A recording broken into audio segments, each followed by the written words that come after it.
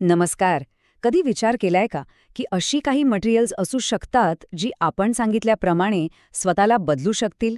म्हणजे अक्षरशः smart materials. आज आपण अशाच एका जबरदस्त विषयाबद्दल बोलणार आहोत जिथे सायन्स फिक्शन खरं ठरतंय. आणि हाच तो प्रश्न आहे जो कित्येक वर्षांपासून सायंटिस्टना आणि इंजिनियर्सना सतावतोय. विचार करा, एक असं डिव्हाइस जे परिस्थितीनुसार स्वतःला ॲडजस्ट करेल. कमाल आहे ना? आणि याच प्रश्नाचं उत्तर कदाचित एका नवीन शोधात दडलेलं आहे. तर चला बघूया काय आहे ही मोठी प्रगती. संशोधकांनी एक असं नवीन नॅनो मटेरियल बनवलंय जे चक्क तापमानाने कंट्रोल होतं आणि हे भविष्यातल्या टेक्नॉलॉजीसाठी एक गेम चेंजर ठरू शकतं. आणि हो, हा शोध कुठल्या तरी परदेशातला नाहीये.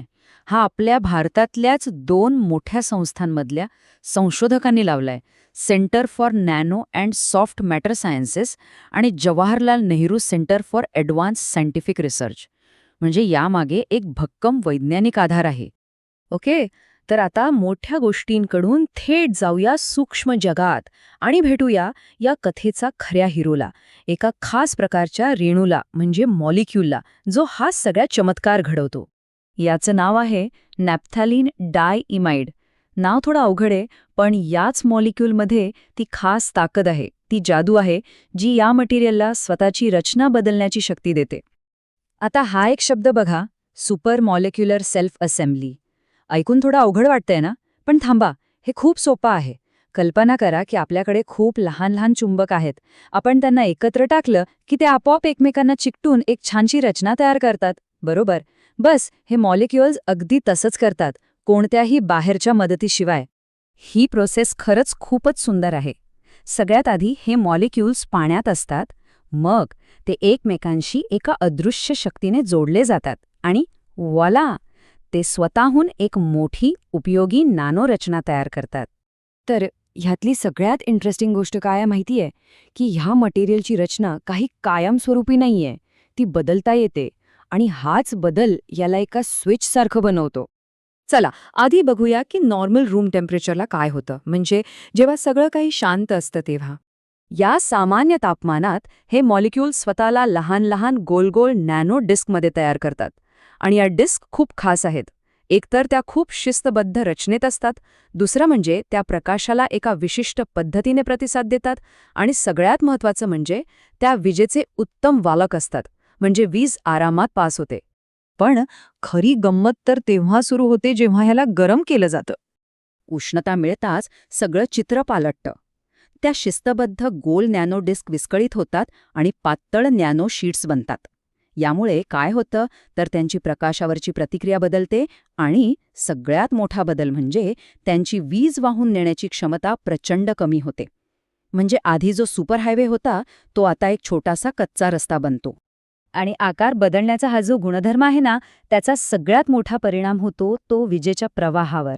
आणि हाच तो मोमेंट आहे या संशोधनातला. किती कमी होते असेल कंडक्टिव्हिटी? अंदाजे तब्बल 7 पटीने. हो, तुम्ही बरोबर ऐकलं, 7 टाइम्स. गरम करताच वीज वाहून नेण्याची क्षमता 7 पटीने घसरते. हां, खूप खूप मोठा फरक आहे. हे बघा, थंड असताना वीज वाहण्याची क्षमता किती जास्त आहे आणि गरम केल्यावर ती किती कमी झालीये. आणि हाच गुणधर्म याला एका परफेक्ट ऑन ऑफ स्विचसारखं काम करायला लावतो. म्हणजे उष्णतेने तुम्ही वीज प्रवाह चालू किंवा बंद करू शकता. आणि संशोधक सांगतायत की ऑर्गॅनिक नॅनो मटेरियल्समध्ये असा गुणधर्म सापडणं खूप दुर्मिळ गोष्ट आहे. यामुळे आपल्याला अशा स्मार्ट वस्तू बनवण्याचे नवीन दरवाजे उघडले आहेत, ज्या बाहेरच्या परिस्थितीनुसार स्वतःला बदलू शकतील. ठीक आहे, तर हे सगळं सायन्स तर खूप इंटरेस्टिंग आहे. पण याचा आपल्या रोजच्या आयुष्यात काय उपयोग? हे का महत्त्वाचं आहे? चला भविष्यात एक डोकावून बघूया. या शोधाचे उपयोग खरंच खूप आहेत. विचार करा, असे इलेक्ट्रॉनिक डिव्हाइसेस जे गरजेनुसार आपली ताकद कमी जास्त करू शकतील, किंवा पर्यावरणातला छोटासा बदल ओळखणारे सुपर सेन्सिटिव्ह सेन्सर्स. एवढंच नाही तर शरीरातल्या बदलांना प्रतिसाद देणारी स्मार्ट बायोमेडिकल उपकरणं बनवणं सुद्धा शक्य होऊ शकतं. हा शोध फक्त विज्ञानापुरता मर्यादित नाहीये, तो भारताच्या तांत्रिक प्रगतीसाठीही खूप महत्त्वाचा आहे. या संशोधनामुळे नॅनो टेक्नॉलॉजीच्या क्षेत्रात भारताची ताकद आणखी वाढेल. तर मग विचार करा, जसजशी हे मटेरियल्स अधिक स्मार्ट, अधिक हुशार होत जातील, तसतशा कोणत्या अविश्वसनीय नवीन शक्यता आपल्यासमोर उघडतील? याचं उत्तर भविष्यातच दडलेलं आहे आणि ते भविष्य खूप रोमांचक असणार आहे.